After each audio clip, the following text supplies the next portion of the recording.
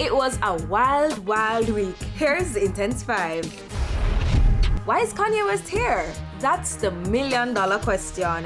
And did he break the quarantine regulation? Will we ever know? According to Renegade, there is no split in the RDX camp. The two are releasing music separately, but will drop some new songs together also. So Torilyn makes this grand post on IG saying he won't be silent anymore. Of course, everyone assumed he's going to talk about the shooting. Nope, no such luck.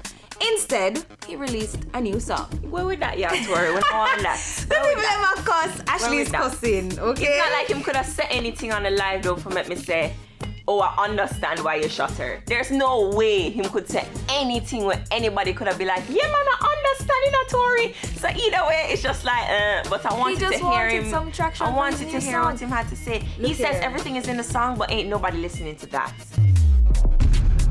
So the police go to lock off a dance and get attacked by the patrons. After curfew at that. Crazy. Just follow the rules now, guys. Spot this week. Can't stop Shensia at all. She was just signed on to be an ambassador for Rihanna's Savage by Fenty Lingerie collection. Enough lighters gonna go off for that one. And she's not the only female doing big things. Shauna, that's my girl, is the new ambassador for Luxury Roses. And last but definitely not least, Coffee is the local ambassador for MasterCard. Yo, that is huge. Yup, doing it big. Huge. That's it for the Intense 5. Remember to follow us on IG at TVJ Intense for the latest in entertainment and also catch up with anything that you may have missed.